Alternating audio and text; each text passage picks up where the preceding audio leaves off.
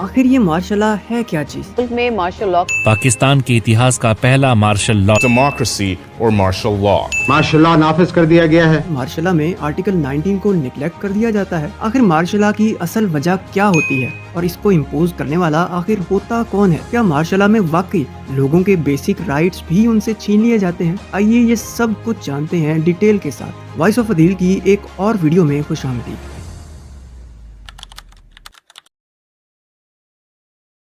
Martial law basically government overthrow की ही एक टाइप होती है। जब भी किसी वर्किंग गवर्नमेंट को किसी भी वजह से पावर से हटा दिया जाता है तो उस पूरे प्रोसेस या बगावत को मार्शल लॉ कहा जाता है। अब क्योंकि मार्शल लॉ एक तरह की बगावत ही होती है, यही वजह है कि इसकी कामयाबी मार्शल लॉ इम्पोज करने वाली पार्टी की पावर पर डायरेक्टली डिपेंड करती है। हो सकता है कि ये गवर्नमेंट ओवरथ्रो किसी ऑपोजिशन पार्टीज के अलायंस ने किया हो या फिर किसी मोस्ट पावरफुल ऑर्गेनाइजेशन ने, जिसमें सबसे पहला नाम मिलिट्री का ही आता है। बेसिकली जो मार्शल लॉ मिलिट्री के जरिए इम्पोज किया गया हो उसको मिलिट्री कू कहा जाता है। पाकिस्तान में पहला मार्शल लॉ 7 अक्टूबर 1958 में इम्पोज हुआ था, जिसको अयूब खान के मार्शल लॉ का नाम भी दिया जाता है। लेकिन ये मार्शल लॉ कोई मिलिट्री कू नहीं था, बल्कि ये एक तरह का सिविलियन मार्शल लॉ था, जिसमें प्रेसिडेंट सिकंदर मिर्जा ने फिरोज खान नून की गवर्नमेंट को ओवरथ्रो किया था। लेकिन 3 हफ्ते बाद ही सिकंदर मिर्जा के खिलाफ भी बगावत हो गई और यूं ये पहला मार्शल लॉ मिलिट्री कू में तब्दील हो गया और general Ayub Khan head of the state बनकर सामने आए। मार्शल लॉ या मिलिट्री कू की इम्प्लीमेंटेशन को 3 पार्ट्स में डिवाइड किया जा सकता है। फर्स्ट इज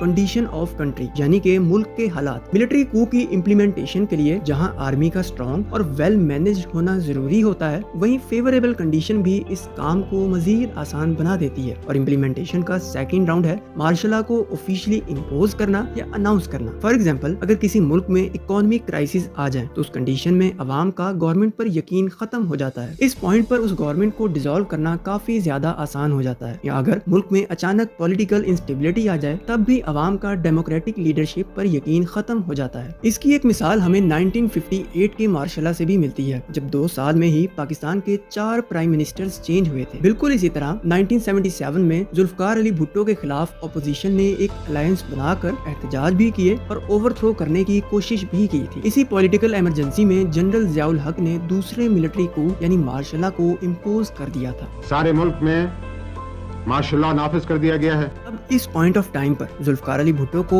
ओवरथ्रो करना भी इतना मुश्किल नहीं था और पूरे मुल्क में हो रहे एहतजाज को रोकने के लिए फौज मैदान में आ चुकी थी। और यहाँ से ही मार्शल लॉ का 3rd राउंड स्टार्ट होता है, जिसमें मार्शल लॉ को बकायदा मनवाया जाता है या कबूल करवाया जाता है। यानी एक लंबे अरसे के लिए मार्शल लॉ को इम्पोज किए रखने की पावर भी यहीं पर गेन की जाती है। इसी राउंड में आर्टिकल 19 को भी निगलेक्ट कर दिया जाता है। कॉन्स्टिट्यूशन ऑफ पाकिस्तान के आर्टिकल 19 के मुताबिक हर इंसान को फ्रीडम ऑफ स्पीच यानी बोलने और इजहार राय की आजादी होती है। इसी के साथ साथ मिलिट्री कू में आर्टिकल 15 यानी फ्रीडम ऑफ मूवमेंट, आर्टिकल 16 यानी फ्रीडम ऑफ असेंबली, आर्टिकल 17 यानी फ्रीडम ऑफ एसोसिएशन और इसी के साथ साथ मोस्ट इम्पोर्टेंट आर्टिकल 18 यानी freedom of trade, business and profession को भी निगलेक्ट कर दिया जाता है। अब इन सब फैक्टर्स के बाद यही लगता है कि मिलिट्री कू या मार्शल लॉ का सोसाइटी पर बहुत नेगेटिव इम्पैक्ट पड़ता है, क्योंकि मिलिट्री रूल होने की वजह से फॉरेन इन्वेस्टर्स इन्वेस्टमेंट करने से घबराते हैं, क्योंकि ऑल ओवर वहाँ पर रूल्स और रेगुलेशंस तो है नहीं। इसी के साथ साथ आर्टिकल 18 के निगलेक्ट होने से मुल्क का अपना इन्वेस्टर भी इन्वेस्टमेंट नहीं कर पाता। लेकिन जहाँ मार्शल लॉ के इतने सारे नुकसानात हैं, वहीं इसके कुछ फायदे भी हैं, मगर इसका इन्हिसार भी पावर को यूज करने के तरीके पर है। For example, freedom of speech ना होने की वजह से अक्सर फैसलों के खिलाफ अवाम कोई एहतजाज नहीं कर पाती, जो बज़ाहिर तो किसी एक ग्रुप के लिए नुकसानदेह लग रहे होते हैं, लेकिन लॉन्ग रन में वही फैसले कंट्री के लिए बहुत बेनिफिशियल साबित होते हैं। इसकी एक बड़ी मिसाल कालाबाग डैम भी है, जिसमें करप्शन तो एक अलग फैक्टर है, मगर सिंध के लोगों ने इसकी कंस्ट्रक्शन को सीरियसली अपोज किया था, ये कहकर कि ये डैम सिंध का पानी बंद कर देगा। मगर अयूब खान के मार्शल लॉ में तरबेला